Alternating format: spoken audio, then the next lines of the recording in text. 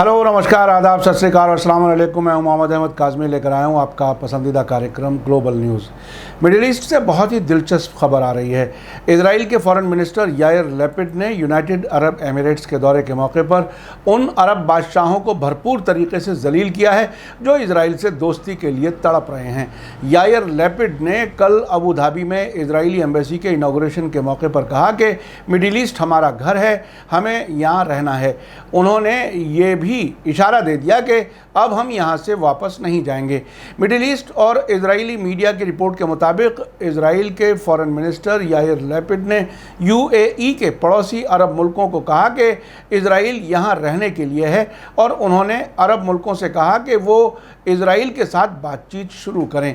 Russia today की report के मुताबिक लैपिड ने अबू धाबी में अपनी एम्बेसी के इनॉग्रेशन के मौके पर कहा कि इजराइल अपने पड़ोसियों के साथ अमन चाहता है।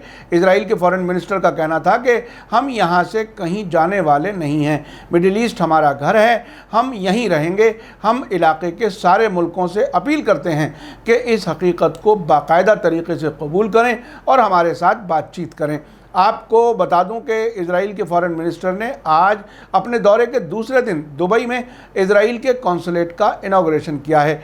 टाइम्स ऑफ इजराइल की रिपोर्ट के मुताबिक दुबई में कॉन्सुलेट के इनॉग्रेशन के मौके पर इजराइल के फॉरेन मिनिस्टर यायर लैपिड ने कहा कि आज हम जो खोल रहे हैं वो न सिर्फ एक कॉन्सुलेट है बल्कि हमारे कोऑपरेशन का मरकज़ भी है। उन्होंने कहा कि ये जगह एक साथ सोचने, एक साथ तरक्की करने, दुनिया को एक साथ बदलने की हमारी सलाहियत का सिंबल है। लैपिड ने जोर देकर कहा कि यूएई और इजराइल के बीच अमन सरकारों और लीडर्स के बीच नहीं बल्कि लोगों और नेशंस के बीच समझौता है। ये मेरा अमन नहीं है या यहाँ खड़े मेरे दोस्तों का नहीं बल्कि हमारे बच्चों के लिए अमन है। आपको याद दिला दूं कि कल ही रॉयटर्स न्यूज़ एजेंसी ने लिखा था कि हाल ही में गज़ा जंग के मौके पर अरब मुल्कों में इजराइल के ख़िलाफ़ प्रोटेस्ट से ये बात साफ़ हो गई है कि अरब हुकूमतों और अरब अवाम के बीच इजराइल के मामले में नज़रियाती फ़र्क है। आज दुबई में कॉन्सुलेट के इनॉग्रेशन के मौके पर यूनाइटेड अरब एमिरेट्स की नुमाइंदगी artificial intelligence state minister Omar Sultan Al Olama ने की। इस मौके पर उलमा ने कहा कि मुल्कों के बीच ताल्लुकात ज़्यादा मजबूत और इलाके की हिफाजत को बढ़ावा देंगे। उन्होंने कहा कि यूएई और इजराइल पूरे इलाके में कोऑपरेशन का एक नया पैमाना बना रहे हैं। उलमा ने कहा कि दोनों मुल्कों के बीच ताल्लुकात बढ़ने की उम्मीद है। उन्होंने ये भी कहा कि हमारे दोनों मुल्क अगले मरहले की शुरुआत करेंगे जो सभी मुल्कों के लिए एक मॉडल होगा। दिलचस्प बात यह है कि यूनाइटेड अरब एमिरेट्स या किसी भी अरब मुल्क की तरफ से इजरायली फॉरेन मिनिस्टर के उस बयान पर कोई रिएक्शन नहीं आया जिसमें उन्होंने कहा था कि मिडिल ईस्ट हमारा घर है और हम कहीं जाने वाले नहीं हैं, इसलिए सभी अरब मुल्कों को हमसे बात करनी चाहिए। इसी बीच खबर है कि बहरीन ने अपने इजराइल के लिए पहले एम्बेसडर के नाम का ऐलान कर दिया है। खालिद यूसुफ अल जल्मा इजराइल में बहरीन के पहले एम्बेसडर होंगे।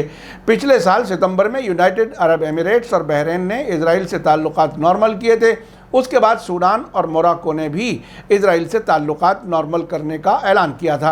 आपको याद दिला दूं कि ईरान के रेवोल्यूशन के लीडर आयतुल्लाह खुमैनी ने कहा था कि जिस तरह इजराइलियों ने फ़िलिस्तीन को तबाह किया है इसी तरह से वो बाकी अरब मुल्कों को भी तबाह करेंगे।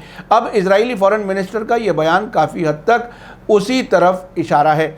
आखिर में आप बताइए कि इजराइल के फॉरेन मिनिस्टर यायर लैपिड का ये कहना कि मिडिल ईस्ट हमारा घर है और अरब मुल्कों को हमसे बात करनी चाहिए, इस बयान के बारे में आपकी क्या राय है? आप अपनी राय कमेंट्स में लिख सकते हैं। आखिर में आपको याद दिला दूं कि अगर आपने अभी तक media star world YouTube channel subscribe नहीं किया है तो सब्सक्राइब कर लें और घंटी दबाना ना भूलें। और अगर आप हमें फेसबुक पर देख रहे हैं तो हमारे पेज को लाइक करें ताकि आपको हमारी हर नई वीडियो की खबर सही वक्त पर मिल सके।